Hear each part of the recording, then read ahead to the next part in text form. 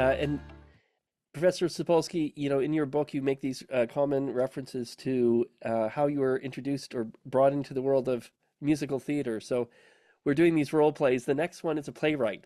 Um, Great. and so this is Avery Slater, her role as a playwright. You're a playwright pitching your agent on a recent inspiration. You describe your idea for a three-act play based on the concept of abandoning belief in free will, as described in the chapter Will We Run Amok? So, Avery, welcome back and over to you. Hi, can you put me through to Jerry? She's expecting my call. Yeah, yeah. It's about a script she's waiting for from me. Yeah, title Will We Run Amok? I can wait. Yeah. Oh, hi, Jerry. Hi. Yeah, it's me. What? Oh, you're on a call. A conference call with 270 people? Okay, okay. I'll get right to it. Um, that play, I just don't think I'm going to be able to finish it.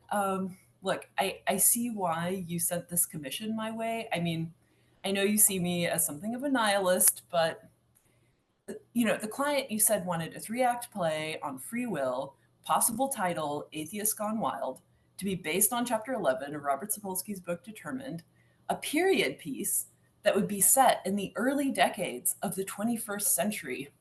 Well, I do love a good costume drama, and I was so tempted by the thought of going back to those bad old days, thoughts of how the crew could reconstruct those 21st century sets with all that evocative, crumbling public infrastructure, right? Everyone like wearing fast fashion, all those nylon-based garments stitched into sizes before we started printing clothes for ourselves at home. I mean, it was tempting, right? But I just can't go through with it, Jerry. I mean, we cannot reopen the question of free will so soon after the enactment of the Great Resolution last year. I know. It would be fascinating to go back to that catalyst moment, right when Lord Elon got his $1 trillion pay package and those first 1 million Optimus robots were just waiting in the wings, right? Yeah, I know, but these days, now that we're post the Great Resolution Accords, our allotted units of free will, right, so called, are distributed equitably as agency tokens and held in the blockchain, right? I mean, all our decisions and our motives can be verified by simply checking the ledger. I mean, there's no mystery to this anymore.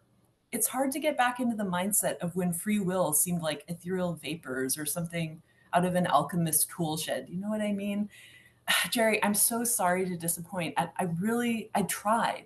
You can just verify my last 3 weeks of agency token expenditures in the ledger. You'll see how hard I tried to will this into being, just to use that old fashioned phrase, right?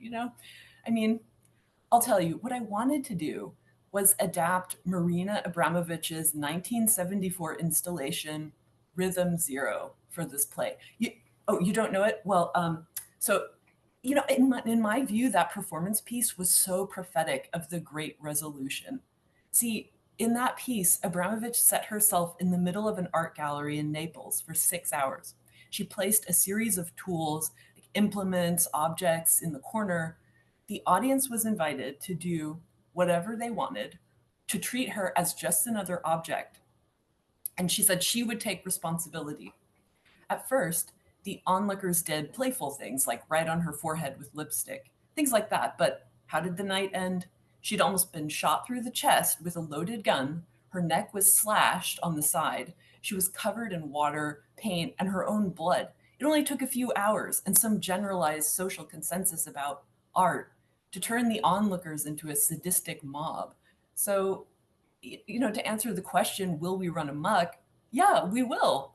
Or I mean, we did, and that's what the Great Resolution was for, right? So why go back to revisit those times when we were said to possess some intangible psychic quantum of will? But the problem was all of that laundering of agency through networks designed to really obfuscate the transactions of what we desired, right? I mean, no one really ever had to account for the choices they made. Instead, slogans and gaslighting seem to have held the political and social totality together. The advance, oh, You want me to return the advance? Oh, I spent that already. No. I had to pay for the archival access for those 1970s recordings. Oh, sorry, Jerry. I'm getting another call. Sorry, I've got to go. Wonderful, Avery. Thank you very much. Professor Sapolsky, any comments? Well, that was spectacular. Thank you. Um, Sort of that, along with like genuine art made for the occasion prior to that, is pretty great. The whole running amok issue. There's a very small literature at this point of what happens when you psychologically manipulate people to believe more or less in free will, and what do they then do in their laboratory setting where you're playing prisoner's dilemma or some such thing.